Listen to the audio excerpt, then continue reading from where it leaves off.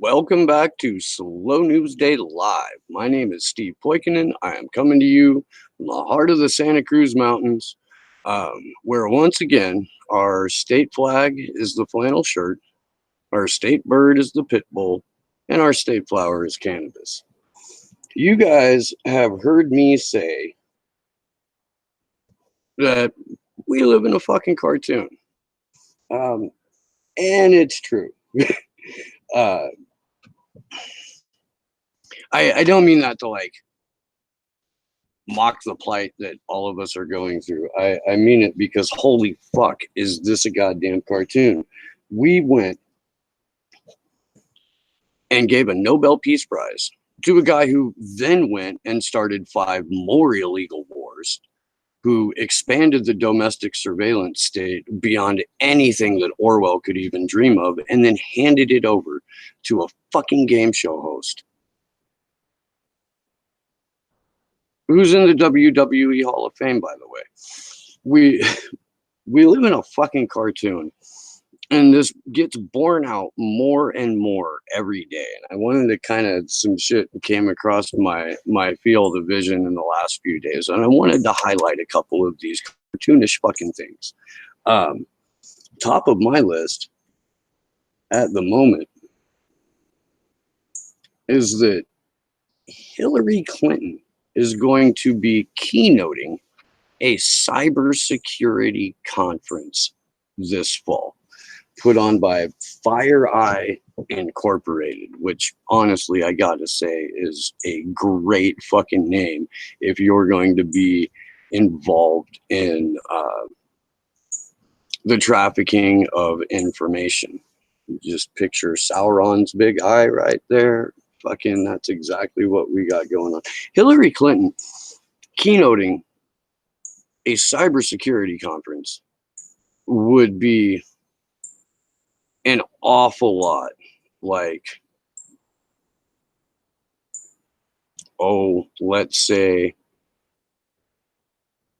Dennis Hastert holding a conference on how to prevent people from fucking children.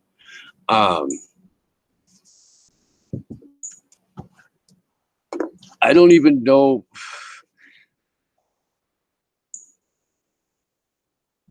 I don't even know how to fucking get past how fucking obnoxiously cartoonish it is that someone even thought to invite Hillary Clinton to a cybersecurity conference as anything other than a fucking joke, but that she'll deliver a speech on it. I can only assume it'll be on how to destroy a server or how to smash a phone with a hammer. Hello, Bumblebee.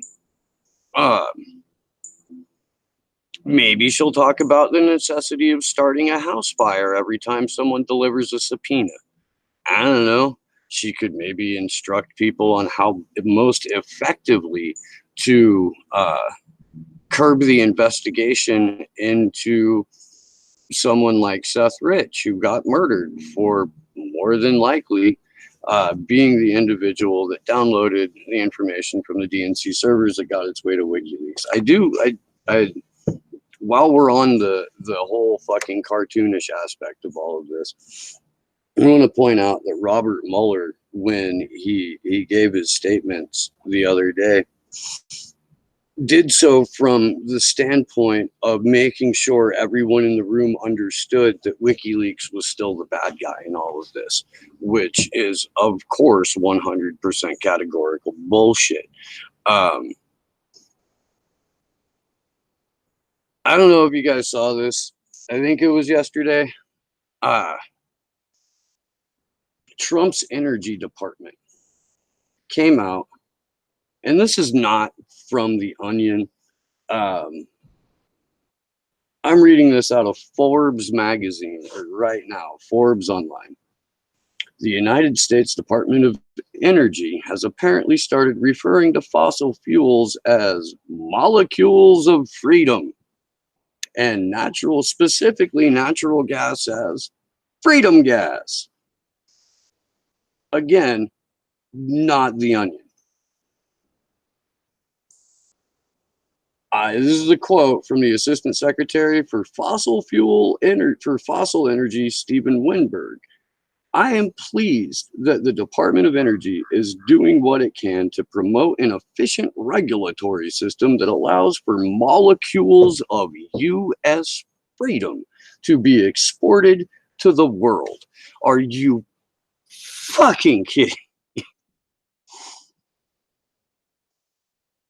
Aside from the fact that fracking destroys the earth from the inside out, aside from the fact that natural gas pipelines leak and explode at a rate that, I mean, one is too many, but this shit happens often. We're still dealing with fallout from the San Bruno gas explosion. Molecules of freedom, y'all. Molecules of freedom. Um, I understand that, like, a, a portion of people who voted for Donald Trump probably did so specifically to own the libs. I feel like we're at the point in the division in our country where nothing short, it only takes like sticking it to the other team to make somebody feel good about something, regardless of what the potential fallout for it is. So I feel like that there's going to be a groundswell, or at least a 15 to 20%, you know, of the population that truly supports freedom molecules. But y'all, freedom gas, freedom gas. I don't. We live in a fucking cartoon. Uh, I want to try and find. Uh, there we go. So we've got over 100 years of data on geoengineering, trying to manipulate the forces of nature to best suit it to our abilities as humans. This is something that gets dismissed out of hand as conspiracy all the time. However, we've been hearing CBS News came out with a report last year about how Harvard scientists have a geoengineering project, the goal of which is to block out the sun so that we can be safer from the sun's harmful rays. I can't explain to the lengths that people have gone to dismiss out of hand the fact that chemtrails exist. But now here we are with Harvard and their stratospheric controlled perturbation experiment. I'm not making that up.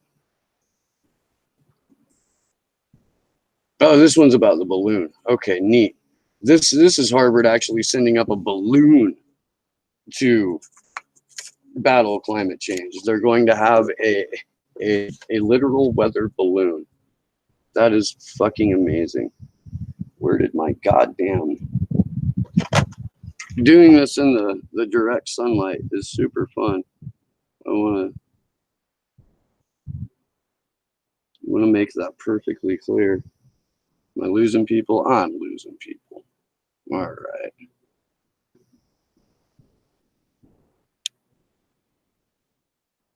I want to get back to freedom molecules real quick, because there's something that I feel like it's something that we can do on our own to kind of push people in the right direction. And that's fucking harass the shit out of the USGS until they incorporate information about fracking into their data about earthquakes, because Oklahoma should not be seeing over 1,000 earthquakes a year. We shouldn't have, tap water that lights on fire. Freedom molecules. I just fucking can't.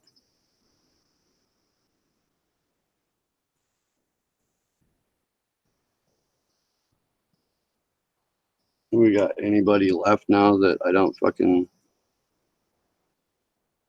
do. All right. Oh Jesus, that's fucking super shiny. I'm probably gonna end this right now because it seems like there's a little bit of dead air, and I'm sure that I'll edit it back a little bit. I can't express enough how fucking ridiculous all of this is. I can't stress enough how much of this, on the surface at least, appears to be manufactured confusion.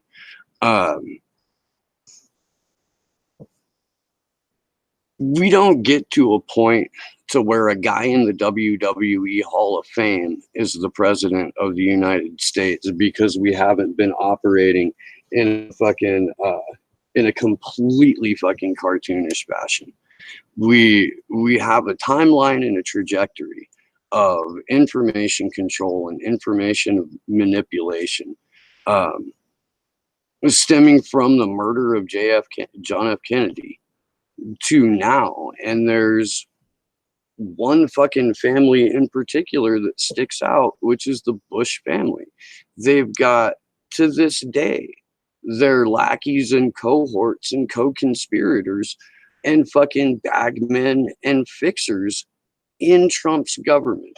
I was watching the Unity for Jay vigil before I set up the stream here, and as always, great points raised here and there, and some things that people don't necessarily agree on. But it seems that there's this pervasive line of thought that I don't agree with at all, that Trump is somehow a benevolent actor or a good guy in this scenario, or that William Barr is somehow like this rogue attorney general who got hired to stick it to Robert Mueller and kind of, I don't know, protect us, we the people. I'm trying, I try to follow along as best as possible, or as much as possible, when people go off on this line of support for Donald Trump or Bill Barr, because I'm fascinated by the links that people still hold on to their partisan identity.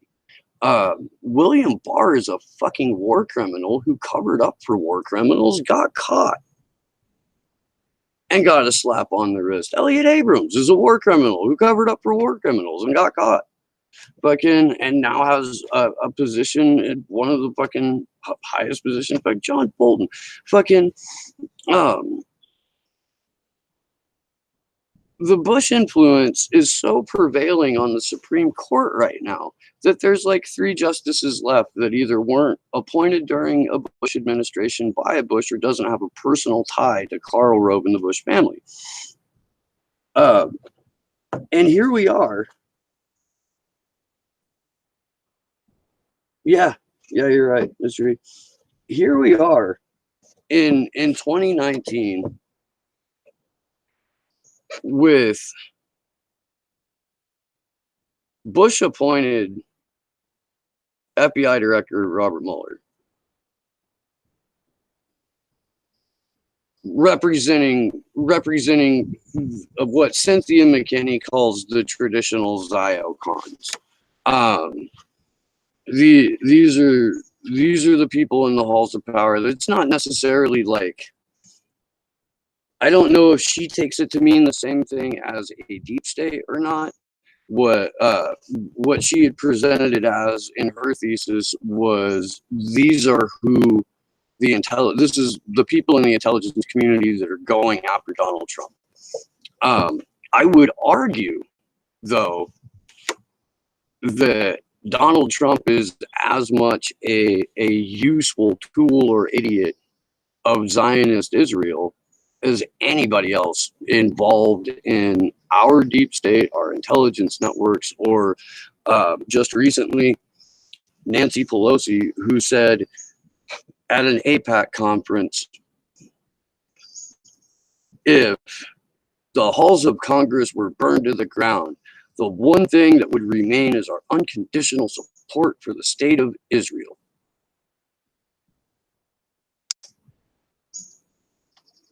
I get that Nancy Pelosi has a financial stake in the success of Israel, or at least in Zionism. I get that AIPAC has undue influence in our political process. I get that people send you death threats if you say that exact same sentence and your name is Ilhan Omar.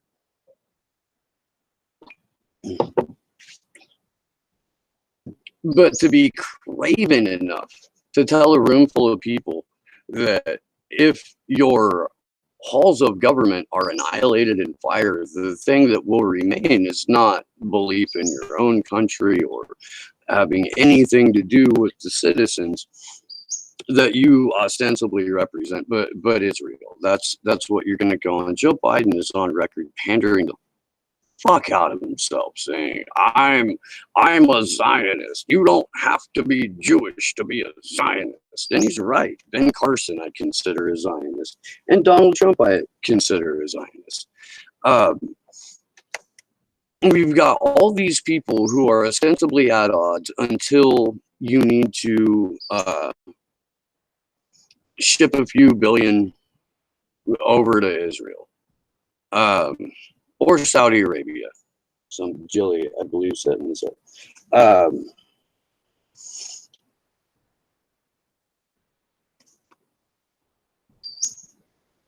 At what point do people start to question which state is whose client state? At what point do people start to say out loud, like, these people are obviously in the pocket of a small particular group of Israelis, and these people are clearly in these. There's machinations that want the Israeli genocide to continue. They want the Palestinians wiped off the map. There are Christian dominionists and fucking people like Mike Pence, who's ostensibly a rapture-ready Ken doll, who would love nothing more than for nuclear annihilation to take place just so they can have that 1,000 years of Jeebus or whatever the scenario is. Yeah, don't remain serious, especially not on my part. We live in a fucking cartoon. Why would you? I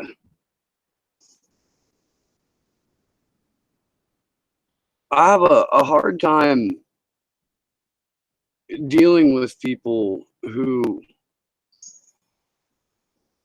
want to narrow the focus so much that something as obviously rigged and obviously fucking bullshit as American politics or an election is what they want to devote their time and energy into. And I know that we cover this shit on the show. Of course we do, man. It's fucking, we're trying to point out how fucking ridiculous this is. And to that point, at some point on Sunday, I will have on Pat Cody, Pat the Burner, the artist formerly known as Peter Douche's liaison, which reminds me of another fucking cartoonish thing I saw today.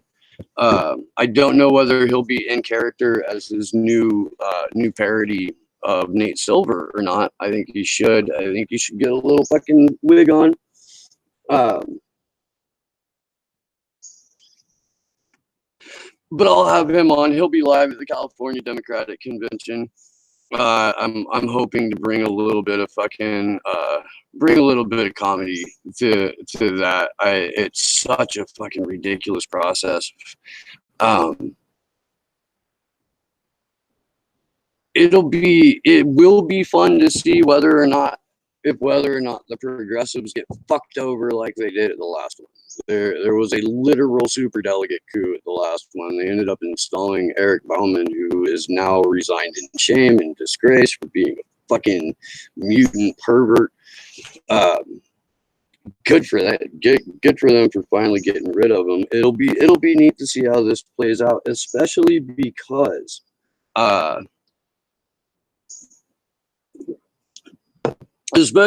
we'll be getting the straight dope from Pat, who somehow got press credentials from real progressives to go cover this thing. I'd like to point out that I've had like at least 2/3 of the entire Real Progressives Network on my show, and they didn't call me to go cover this thing. Julie, I live in Boulder Creek, so I'm at the southern end of the Redwood Belt in the Santa Cruz Mountains. We're so I'm not exactly your neighbor, but yeah, I mean, 6.5 hours away, I'd be your neighbor.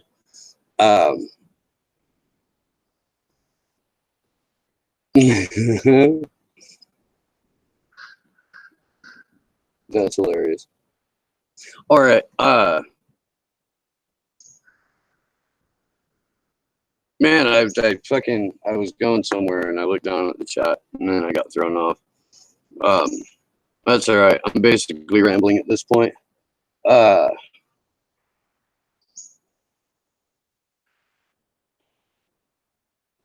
Sunday night at 5 o'clock, I will be on Rogueway's YouTube channel for a panel discussion on U.S. government slaughter. We're on its own citizens. We're hopefully going to start at like the Whiskey Rebellion and work our way up through Union massacres and Ruby Ridge and Waco and all that fun stuff. There will be lots of kicking of the Rockefellers and Carnegies and all the, but the point to all this is because we're really close to getting all of this yanked out from under us. With Julian Assange being tortured to death in prison, with Chelsea Manning getting fined into penury, with fucking open war on whistleblowers, raids from the San Francisco Police Department on journalists' homes, Reality Winner still in channel, Beanie still in channel. Oh, and there's a giant fight for net neutrality coming up that nobody's fucking talking about because it's net neutrality. It's the freedom of the fucking internet. That's all that's at stake. Why would anyone cover it? Thankfully, they got people like Ron Placone who truly believe in this to the point of full-on activism. He's taken a month off from the Jimmy Dore show to be with Fight for the Future. He's going to come on the show, I think Thursday of next week, to tell us all about that. So we look forward to that. It's always a good time when Ron's on. I fucking love that guy. Elizabeth Voss will be on the podcast next week to talk extensively about what we know up to this point about Julian Assange. If you haven't listened to the episode that she was on last time, and you've got some time, go check that out. It's always a great conversation. Elizabeth Voss is one of my favorite people out there in the sandbox that we play in. So I'm looking forward to